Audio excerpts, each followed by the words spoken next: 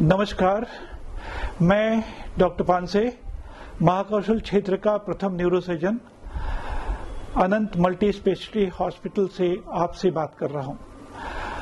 आज मेरा विषय चर्चा करने का बहुत महत्वपूर्ण है क्योंकि यह आम जनता से जुड़ा हुआ है। इस विषय के ऊपर पिछले 40 वर्ष से हम लोग काम कर रहे हैं, लगातार काम कर रहे हैं।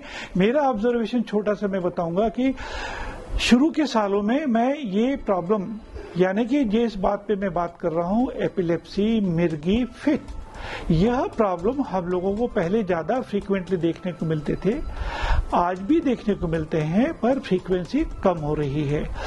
कारण यह है कि हमारे देश का जैसे जैसे सोशियो इकोनॉमिक स्टेटस बढ़ेगा, ये सब प्रॉब्लम धीरे धीरे कंट्रोल में आएंगे और लोगों की अवेयरनेस यानी जागरूकता के साथ में ही हम इस बीमारी को पहचान कर पाएंगे और इसका इलाज भी कर पाएंगे।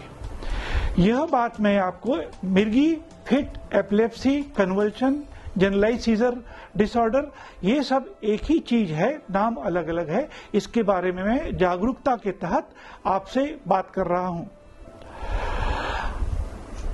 आपको जान के बड़ा आश्चर्य होगा, किसी जमाने में हम जब छोटे थे सुनते हैं, अरे वो बेहोश हो गया, देखो झटके आ रहे, हाथ पैर बेहोश हो गया, झटके आ रहे, कन्वल्शन आ गया है, जीभ कट गई है, पेशाब हो गई है, अरे जूता लाओ, जूता सुंघाओ।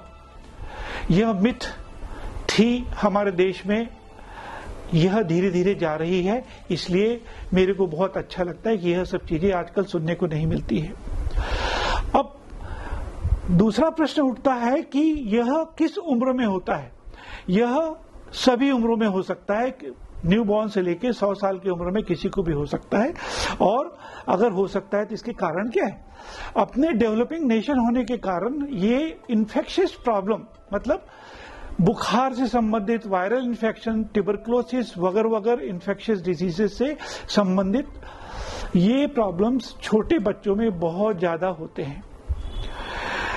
ऐसा नहीं कि दूसरे प्रॉब्लम में कन्वल्शन नहीं आते, जैसे ट्यूमर में हो सकता है, डिजेनरेटिव प्रॉब्लम से हो सकता है, और दूसरे मेडिकल कॉम्प्लिकेशंस में भी यह कन्वल्शन हो सकते हैं, जिसमें कि ब्रेन का ऑक्सीजनेशन में गड़बड़ी हो। कैसे डायग्नोज करें कि इसको एपिलेप्सी है? अगर आपने किसी पेशेंट को जमीन के ऊपर हाथ पैर झटके मारते हुए देखा है, बेहोश हो गया है, पेशाब कर लिया है, जीभ कट गई है, तो यह मान के चलिएगा यह कन्वल्शन या एपिलेप्सी के अलावा दूसरा कोई प्रॉब्लम नहीं है। अगर हमने यह देख लिया, आम जन की जागरूकता इतनी हो गई, तो पहली ड्यूटी है हमारी समाज की तरफ से कि इसकी सबसे पहले डॉक्टर के पास जाके जांच करवाएं। जांचों में easy, CT scan, blood test इत्यादि होना चाहिए। और जैसी ही जांचें होती हैं, डॉक्टर आपको दवाइयां लिखता है।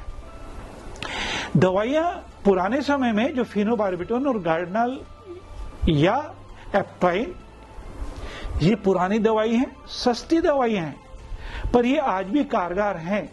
आप ये मत समझिएगा कि सस्ती दवाइयां हैं तो एपिलेप्सी में दवाइयां काम नहीं करती, नहीं, आज भी काम कारगर है। यह मैं गरीब पेशेंट्स के लिए बात कर रहा हूं, इसलिए लोग इसके बारे में भ्रमित न हों। अन्यथा आज के समय में जो लेटेस्ट दवाइयां कन्वल्शंस की आ रही हैं, जिसके बारे में आपको जाहिर है उसके बारे में चर्चा नहीं करूंगा, वो भी दवाइयां आज के समय में बहुत अच्छी हैं, जिनके साइड इफेक्ट भी बहुत कम हैं और ये दवाइयां लंबे समय तक ली जा सकती हैं।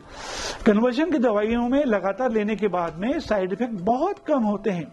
हमेशा मिथ होता है प्रेगनेंसी में एक आध दो दवाइयां हैं जो सबसे महत्वपूर्ण है, और आज के समय में प्रेग्नेंट लेडीज को जैसे ऑक्सीकार्बामाजेपिन, ये सबसे अच्छी दवाई है। इसलिए अपने को बहुत ज्यादा प्रेगनेंसी में भी डरने की आवश्यकता नहीं है। अगर एक बार दवाई चालू हो गई तो यह इलाज लंबा चलता है। इलाज में नागा नहीं होना चाहिए, लगातार हमको दिखाते रहना चाहिए, साल में ब्लड टेस्ट करवाना चाहिए, ईजी वगैरह भी करवाते रहना चाहिए, डॉक्टर को भी दिखाते रहना चाहिए। और अब यह डॉक्टर का काम है कि दवाई धीरे धीरे डोज घटाना या बढ़ाना बीमारी के ऊपर निर्भर करता है। कम से कम दवाई 3 साल या 5 साल ऐसा कहा जाता है, परंतु ऐसा कोई फिक्स नियम नहीं है। कभी कभी ये दवाइयां जिंदगी भर भी देना पड़ता है। दवाइयां खाते समय इस बात का ख्याल करें कि हम कभी भी दवाई रोज लेने से चूके ना। एक बार दवाई मिस की और कन्वर्शन बीच में आ गया तो इसके पहले के इलाज जो हमने किया है वो बेकार चला जाता है, पैसा बेकार चला जाता है, क्योंकि जिस दिन कन्वर्शन आता है उस दिन से हमको तारीख गिनना पड़ता है और उसके बाद में फिर आगे ट्रीटमेंट चालू होता है। इसलिए यह बात बहुत महत्वपूर्ण है, कृपया दवाई का नागा न करें। सबसे महत्वपूर्ण प्रश्न इसमें होता है कि दवाई बंद कब की जाए। ये प्रश्न और इसका जवाब आप डॉक्टर के ऊपर छोड़ दीजिए, विश्वास के साथ में उसको इसका प्लान करने दीजिएगा कि उसको दवाई कब बंद करना है।